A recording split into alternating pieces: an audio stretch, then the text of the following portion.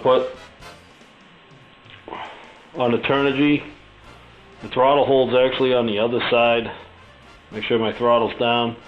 Throttle holds on the left-hand side instead of the right-hand side, like Spectrum. The buttons are different. You got to get used to them. I seen somebody use shrink tubing and cut them off and heat them to the sticks so you can kind of have a visual color code visual. What I like is the dials for the gyro. I also got pitch control, pitch throttle. I can dial it instead of using the buttons like the DX7. I kind of like this radio. I know the DX7 is really good, and when I can afford it, I will get a DX7, but this one's really cool to learn on. Let me turn it on. Like I said, there we go. We can't open it with throttle on, so you got to put the switch right. Now that it's on, put throttle hold on. Connect the battery.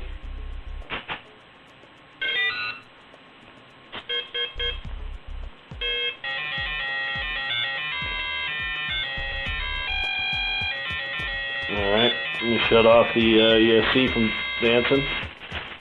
There we go. Pretty smooth, you know, and the gyro switch is the small one on the right for rate mode, which my gyro is blinking right now. I mean, that's heading hold, sorry, forward, and rate is for the back. Go through the menu that I've already set up here. Move my rotors. Hold the menu button. You have your system, and that's just for your model. Select what it is, plane or heli. The name, you can name it. You know, it gives you all these settings to name it. Type, that's for heli, acrobat, or glider. Modulation, you got PCM or PPM, which is your FM frequency. Stick set, that's your mode. Mode 1, mode 2, mode 3, and mode 4. I have set up for mode 2. You can copy one to another if you want. And that's the contrast to setting the radio. Exit again. And what I did is I didn't show you model select. See, it shows you all the models. This has a 20 memory, and right now I just have my Honeybee and my 450 clone in there. So now we'll exit out of that. You hit the up down to change the setting menus. Now you're into settings. You got functions and then settings. We go into the functions I like. You got reverse, which I've already got set, but if you want to see, the aileron is normal, elevator is normal, throttle is normal, rudder is reversed, gear is normal, pitch is reversed, and then the two auxiliary channels they're in normal mode. Exit. You have throttle curve. Like I said, it's kind of like the DX7. It's giving me a 5-point. And you get this cool little graph, you know.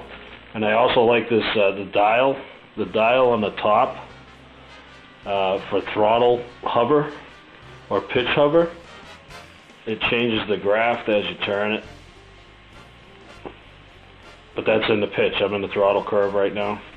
I'll go to that next. But I just have it set at 25, 50, 75, and 100 right now. I haven't really got into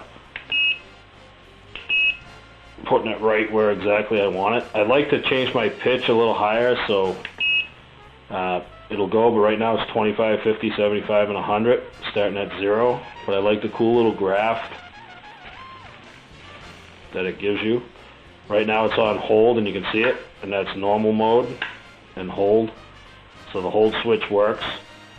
But what I was saying about the dial on the top, and that's for hover pitch, it helps me bend the scale of pitch.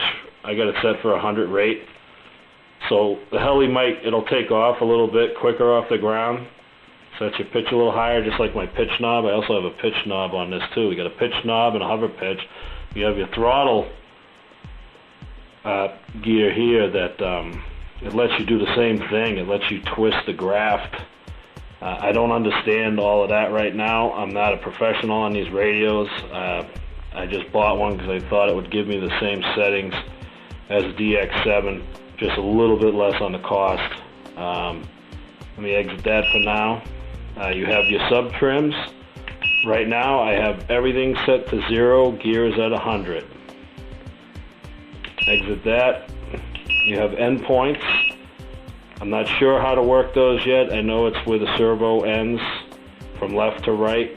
So I just have I have my rudder set at 157. The rest are all 100 because it was binding coming in. So that's why it's set at 57. Then you have your throttle hold. That's for setting up your switch. The switch is on. State is active, and I put it at -002. Next is the auxiliary channels on the menu. They let you change, and I changed channel 5 for the gear adjustment, which is for the gyro, and channel 6 is for the pitch trim. That's the knob right here. And then I set 7 for the hover throttle, which is this knob right here. Okay, we'll exit out of that.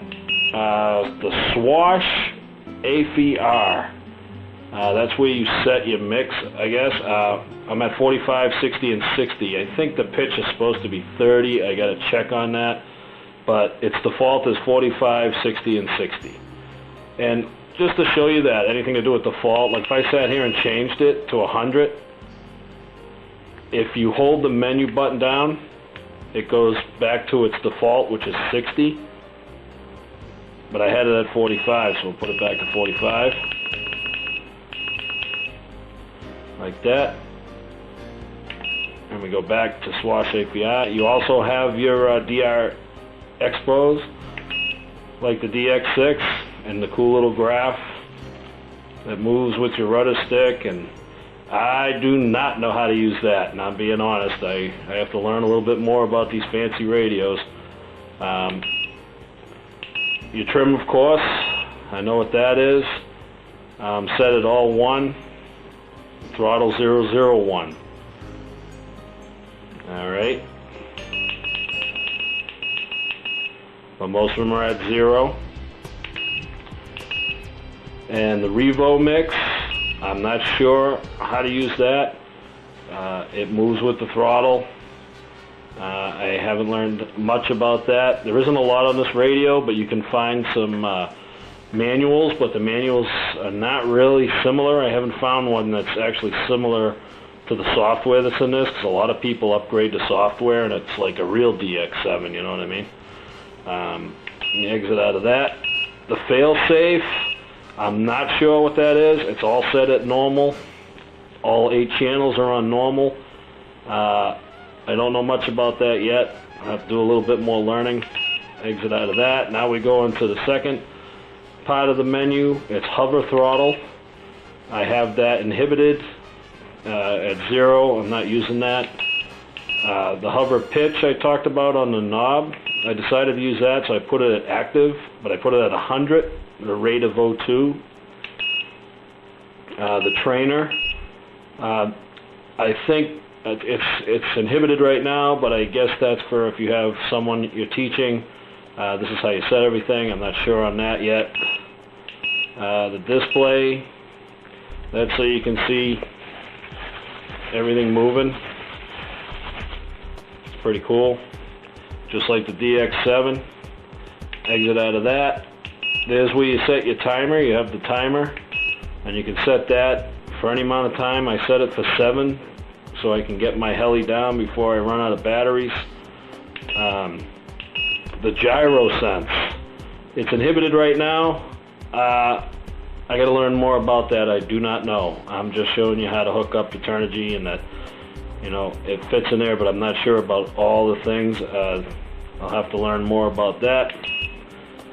And This is another trim. I have no idea what that's for. I left it inhibited. It's really got a lot of options. The Pro 123, that's for your program mixes.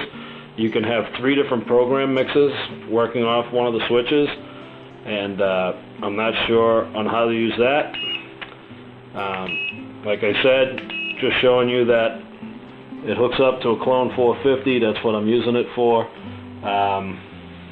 The nice thing about it, I guess, just like the DX7, it's got normal, idle up 1, idle up 2. It's got the 3 positions on your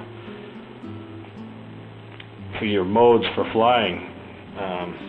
So that's the Turnigy 9X installed on my line. Don't try this at home, folks. I'm just going to flip her on and make sure she spins. Yep. Alrighty. So this is Cruise Roy installing the Turnigy 9X radio